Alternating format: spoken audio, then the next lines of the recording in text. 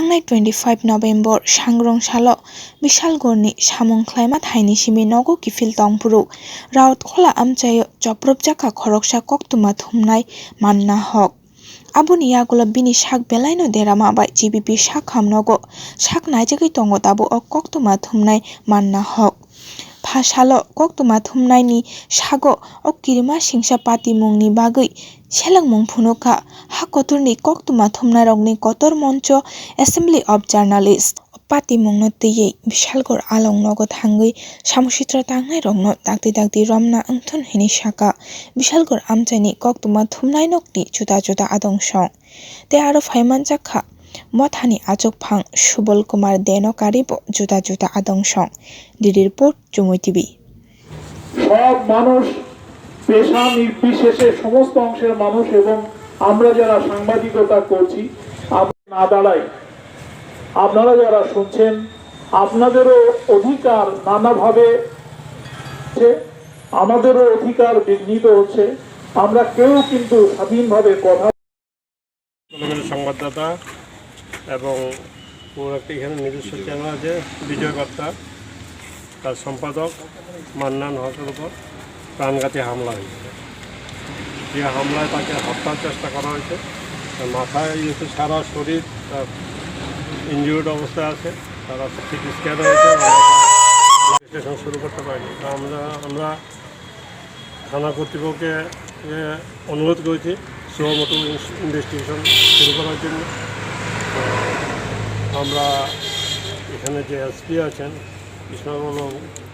কৃষ্ণেন্দ্রবাবু তার সাথেও কথা বলেছি উনিও বলেছেন এক্ষুনি তিনি বলে দেবেন সুমোটো ইনভেস্টিগেশন শুরু করার জন্য।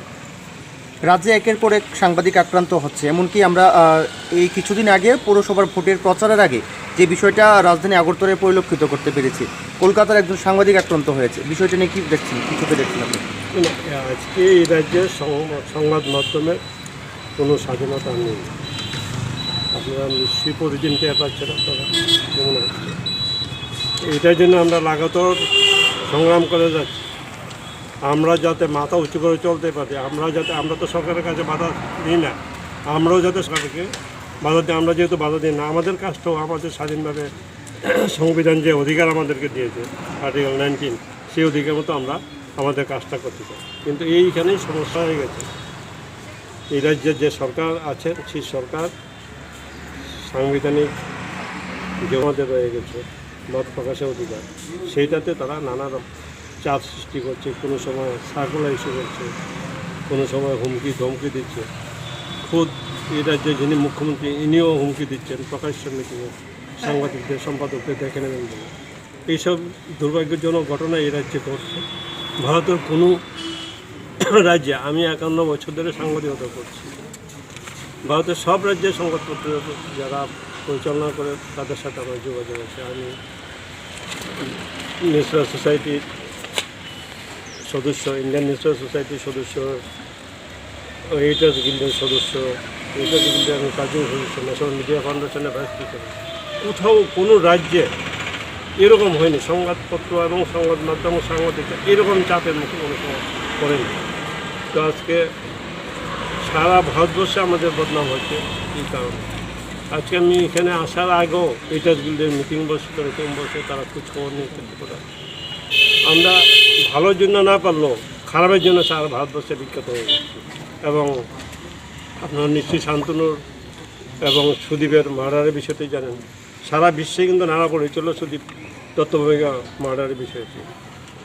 কিন্তু দুর্ভাগ্যের জন্য, অত্যন্ত দুর্ভাগ্যজনক বলতে হচ্ছে, সুদীপের যে মার্ডারের মূল আসামি তপন দেববর্মা জামিনে ছাড়া হয়ে গেছে, কারণ তার বিরুদ্ধে চার্জশিট থাকে হয়নি। অথচ এই বিষয়টি রাজ্য রাজনীতিতে তৎকালীন সময়ে বিশেষ গুরুত্ব পেয়েছিল। সারা রাজ্যে মন ধরিয়েছে মানুষ এই প্রতিবাদে। একটা সরকারি দপ্তরে সরকারি অস্ত্রের দ্বারা সরকারি অফিসার একটা সাংবাদিককে ডেকে নিয়ে ফোন করেছে ফ্রান্সের রাষ্ট্রপতির যে সচিব, সে আমাকে ফোন করেছিল আসলে ঘটছে কিনা। এই ধরনের ঘটনায় সংবাদপত্রের ইতিহাসে নেই, আর হয়নি। এই প্রসঙ্গে ফ্রান্স থেকে আপনি তার প্রেসিডেন্টের সেক্রেটারি ফোন করে জিজ্ঞাসা করছে সত্যি এরকম কিছু হয়েছে কিনা, মানে এরকম নাড়া পড়েছিল সারা বিশ্বে। আমরা সেই অবস্থা থেকে এখনও মুক্ত হতে পারছি না। আমরা অত্যন্ত চাপের মধ্যে আছি এবং সেই চাপ আমরা ঐক্যবদ্ধভাবেই মোকাবেলা করতে পারি। আপনারা আমাদের পাশে থাকুন, আমরাও আপনাদের পাশে থাকবো।